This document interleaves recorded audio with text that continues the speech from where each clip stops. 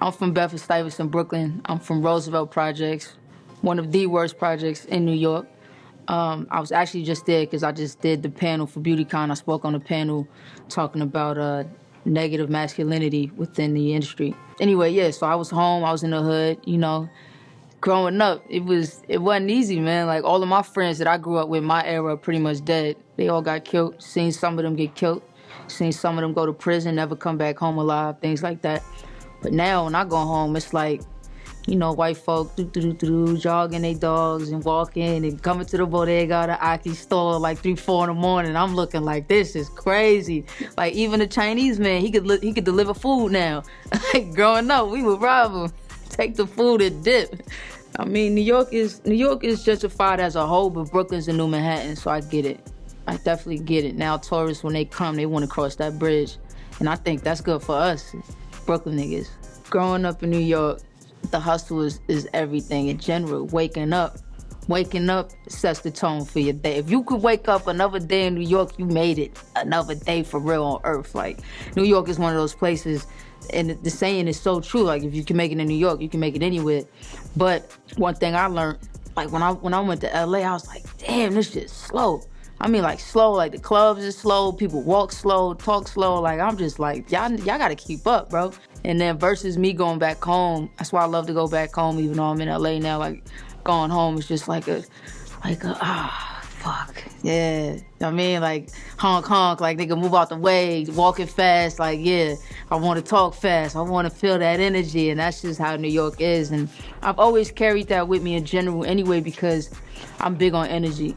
If your energy ain't right within the first 15 seconds of me talking to you, I know whether or not I want to fuck with you or not, or continue a conversation, or even take your number, or breathe in the same air as you. You know what I mean? That's just how my grandmama raised me. She taught me a lot of things growing up. So there's no place on earth like New York, and I don't think there's no city that has that hustle and bustle like New York.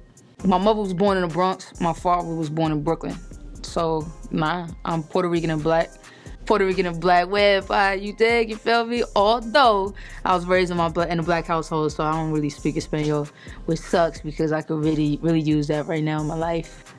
Just really could utilize that. But anyway, you know what I mean? I'm just a nigga, little hood rat nigga with some Spanish in there.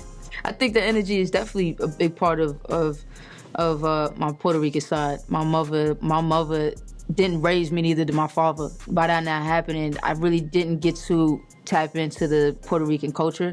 But my next door neighbor, Miss Nancy, kind of like helped raise me with my grandmother, and she's Puerto Rican. I'm talking about like the Puerto Rican that's like obnoxiously loud, 3 o'clock in the morning with the music, drinking till 4 or 5 in the morning, or tatas and shit. Like, yeah, I grew up around that in that element, so it's in me, although I can't speak Spanish, but it's in me. I'm Puerto Rican, you think, and black.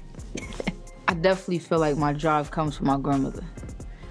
The fact that my grandmother raised 5 of her own kids and then decided to take me from my parents and raise me as her own taught me a lot about being a woman, taught me a lot about having morals and riding for your loved ones regardless of anything. And she's such a thorough bitch. Like, my grandmother's the realest. Like, she was like the big mama of the hood. You feel me? Like, right now my grandmother's terminally ill. You know what I mean? So she's a ticking time bomb that's about to expire. She's home with hospice and all that. So when I do go home and see her, it kind of puts the battery back in my back and reminds me of why I go so hard. Because my grandmother raised all her kids and raised all her siblings too.